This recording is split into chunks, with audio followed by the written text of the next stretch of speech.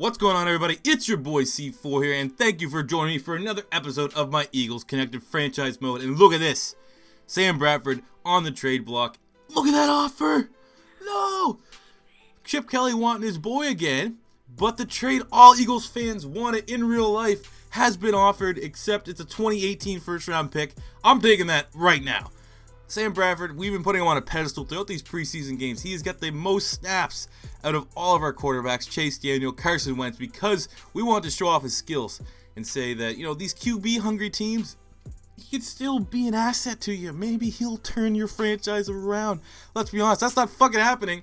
But hook, line, and sinker, the Denver Broncos, with a defense that can win a Super Bowl, have got an absolute game manager of a quarterback. So that is 2 first-round picks in 2018 we have acquired in back-to-back episodes. We got first-round pick from the Colts, who are playing here in our 3rd preseason game for Connor Barwin, and also getting another first-round pick in 2018 from the Denver Broncos for Sam Bradford. So, I mean, this year, 2017, we only got a second-round pick. Not that bad. I mean, it's not that good. But we have 3 first-round picks. Do we have 3 first-round picks? Do we? I don't even know. I'm going to fucking double-check that. What was in the Carson Wentz trade? Was it 2016 and 2017 first? There wasn't no 2018 first, I don't think.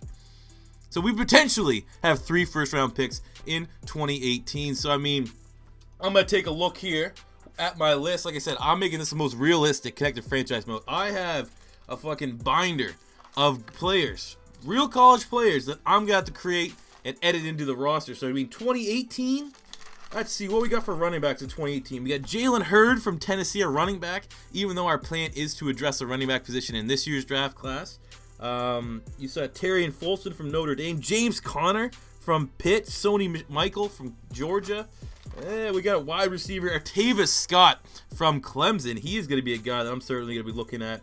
Speedy Noyle from Texas A&M, Katie Cannon from Baylor. I mean, all these guys are absolute playmakers. We also got, who else could we need? We don't need a tight end. Offensive line, not a whole lot of big guys like that people would probably know. But we got Casey Tucker from Stanford, Jamarco Jones from Ohio State, Bentley Spain from UNC, David Sharp from Florida. He's a great offensive lineman. He might be a target, especially with, you know, what's the future with Jason Peters, man? Maybe we might take a hit next year on tackle, but having that many first-round picks in 2018 is certainly going to help us look at doing that. What do we got at guard? Center. We got fucking Larry Allen Jr., the son of Larry Allen. Imagine just bringing him to Philadelphia as a big old middle finger to the Dallas Cowboys. On the defensive side of the ball, let's see what we got here. We got Lowell Lutulele from Utah. He's a beast. Eddie Vanderdoss from UCLA, Deshaun Hand from Alabama, Caleb Brantley from Florida. Outside linebacker, we got Rashawn Evans, Lorenzo Carter from Georgia, Dante Booker from Ohio State. I mean, all these players are studs. Zach Cunningham, inside linebacker from Vanderbilt, could provide phenomenal depth. What do we got at corner? Corner's a big one. That's going to be an area that we're going to be looking at improving, I can tell you right now. Tony Brown from Alabama, he's a baller. Quincy Wilson from Florida, he's also a baller, I can say from, you know, reference.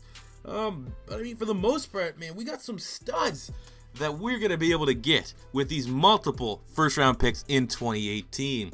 But enough about the future, we're talking about the now, and this is our 3rd preseason game against the Indianapolis Colts. A little bit of a shorter video, I'm going to tell you right now, this was field goal city. We could not convert at all once we got into the Indianapolis Colts territory, but we did have, look at that, oh, Carson Wentz, come on, bro. Underthrow that a little bit. He's 6'9", he's 6'10", you know, like a pro wrestler. Just keep buffing his age. Dorial Green Beckham, Lord knows what he actually is. I think he's 6'6", 6'5", 240. But it's 3rd and 6. What are we gonna do here? Oh, nice little pass there to Jordan Matthews. That is great rapport. As it's, you know, it's established now, Carson Wentz is our starter. He is gonna be our guy heading into Week 1 against the Cleveland Browns. So Sam Bradford is gone. Chase Daniel is definitely not starting. So Carson Wentz needs to start making big-time throws to these outside playmakers. And as you know, he could also hand the ball off to Ryan Matthews. Running back situation is cloudy going forward. I believe I will go with Ryan Matthews as my starter and Darren Sproles as a backup. There was, you know, option to maybe look at Carlos Williams, who was recently released by the Buffalo Bills. But See, that's almost like a future pick, and I don't want him to be the future of my running backs. I want to get a running back this year. There's going to be so many running backs that I can grab. I don't really want to rest my hinges on a guy like Carlos Williams because, I mean, let's be honest. I'm going to tell you right now. Darren Sproles is going to be on the roster as he makes a great reception in the end zone from Carson Wentz, getting that touchdown, baby. But, you know, before we wrap this video up, like I said, there's not a whole lot of time here. This game here was field goal city. Nothing happened in the second half. Darren Sproles get up there in age, and I'm probably not going to bring back Ryan Matthews next year. Cut him, free up some space on the salary cap, and we're going to go get a new fun playmaker on the offensive side of the ball at the running back position in this year's draft class. Maybe free agency if someone even bigger comes out, or maybe if we end up missing out on a running back, we might have to sign Carlos Williams in the future, but he's just not in the plans for this 2016 season. But the game is over. I don't know if the score popped up here. 19-17 in what was maybe one of the worst games and boringest. I was bored fucking playing it. Games of Madden I have had, but it's still a win. We are 3-0 in the Doug Peterson era in this connected franchise mode. So it could have started worse, but it started better. So hopefully, I'm recording this. The Eagles have yet to play the Colts. I think it's this coming Saturday.